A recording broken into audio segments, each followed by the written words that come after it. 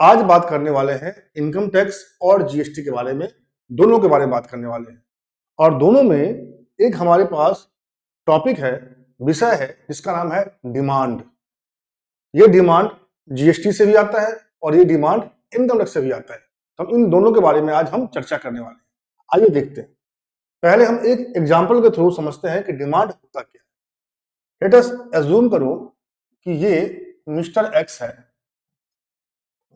और mister x एक व्यापारी है, बिजनेसमैन है। जब मिस्टर एक्स व्यापारी है और बिजनेसमैन है तो दो बातें होगी यहाँ पे। एक बात तो ये होगी कि मिस्टर एक्स पूरे साल पैसा कमाएंगे और पैसा कमाने के बाद इनकम टैक्स डिपार्टमेंट को इनकम टैक्स पे करेंगे, यानी गवर्नमेंट को इनकम टैक्स पे करेंगे। और जब मिस्टर एक्स गुड्स सप्लाई करेंगे तो जब वो गुड्स सप्लाई करेंगे उस केस में जीएसटी पे करेंगे।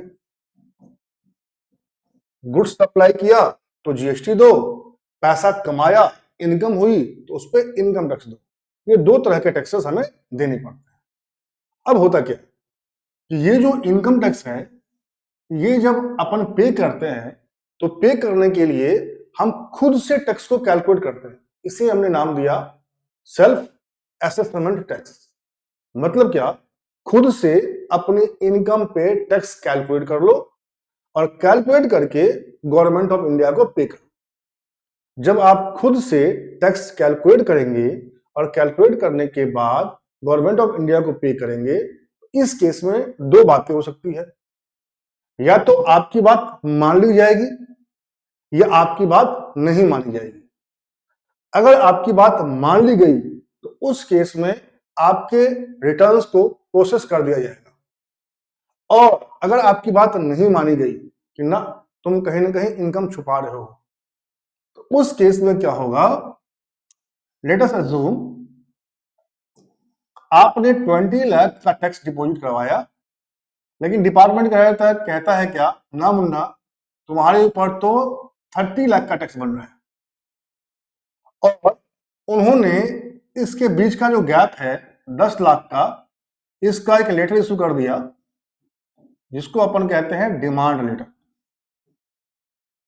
ये डिमांड लेटर सेम जीएसटी में भी आ सकती है और ये डिमांड लेटर जीएसटी से भी आ सकती है और ये डिमांड लेटर इनकम टैक्स से भी आ सकती है। जीएसटी से कब आएगी, जब आपने सप्लाई के केस में कोई घपला किया है। और इनकम टैक्स से कब आएगी, जब इनकम टैक्स में आपने कहीं मैनिपुलेशन करी है। अब चलते हैं बात। अब ये जो डिमांड लेटर हमारे पास आया, ये दो कारण से आ सकता है। पहला कारण तो ये है कि डिपार्टमेंट की तरफ से गलती हो गई। भाई वो भी तो इंसान ही है, उनकी तरफ से गलती हो गई, क्लर्कियल एरर हो गया। और क्लर्कियल एरर के कारण, उनके मिस्टेक के कारण, उनकी गलती के कारण आपके पास डिमांड लेटर आ गया, तो घबराइएगा मत। या दूसरा ये है कि चोर के दाढ़ी में तिनका, आपने क्या किया, जानबूझ के अपनी इनकम छिपाई और डिपार्टमेंट ने पकड़ लिया। देखो जी, अगर आपने जानबूझ के अपनी इनकम छिपाई और डिपार्टमेंट ने पकड़ लिया, उस केस में तो भैया कुछ नहीं हो सकता। उस केस में तो कुछ नहीं हो सकता। उस केस में कुछ इसलिए नहीं हो सकता क्योंकि आपने जानबूझ के गलती करी है, और जानबूझ के जब आपने गलती करी है तो उस केस में तो आपको पेनल्टी भी पे करना पड़ेगा। मेरी पिछली वीडियो जाकर देख लीजिए, मैंने यहाँ पे डिस्कस कर रखा है इस पॉइंट को।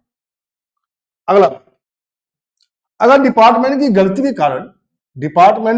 के कारण हमारे पास डिमांड आया है, तो हमारे पास एक टूल है जिस टूल का अपन इस्तेमाल करके हम इससे बच सकते हैं। वो क्या है जी, वो है रेक्टिफिकेशन।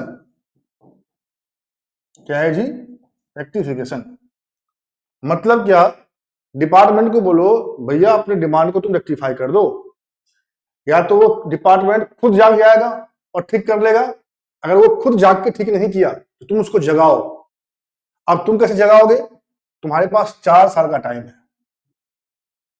कितने साल का जी, 4 साल का टाइम है कि 4 साल के अंदर में डिपार्टमेंट को जगाओ, उठो भैया उठो, तुम्हारी गलती के कारण हमारे ऊपर डिमांड खड़ा है, खत्म करो इसको। ये कहां पे है, इनकम टैक्स। इसकी सेक्शन क्या है 154। देखो जी, ये जो 154 सेक्शन है ये पहले हुआ करता था, जब से नया इनकम टैक्स एक्ट 2025 आ चुका है तब से इसका सेक्शन चेंज हो गया। अब ये हो गया सेक्शन 25। ये बात को ध्यान दीजिएगा, पहले रेक्टिफिकेशन का जो सेक्शन था वो सेक्शन 154 हुआ करता था, अब ये सेक्शन बदल के चेंज होके 25 हो गया है। ठीक है, तो यहां पे कितने साल है 4 साल। In case of GST, GST department ने अगर डिमांड ऑर्डर निकाल दिया और डिमांड ऑर्डर निकालने के बाद आपको मालूम चला कि उन्होंने जबरदस्ती करी है, गलती करी है, इनकी मिस्टेक है, इनकी तरफ से गलती है, तो आपके पास 30 डेज का टाइम है, 30 दिन का टाइम होता है। 30 डेज के अंदर में आप जाके रेक्टिफिकेशन के लिए अप्लाई कर दीजिए और बोलो भैया जो तुमने गलती करी है इसको ठीक कर लो, क्यों मेरी नींद हराम कर रहे हो। तो मैंने आपको ये बताया कि अगर आपके पास डिमांड आई है इनकम टैक्स का या जीएसटी का तो बिल्कुल भी ना घबराएं, पहले चेक करें कि गलती आपकी तरफ से तो नहीं है। अगर गलती आपकी तरफ से है तो भुगतना पड़ेगा।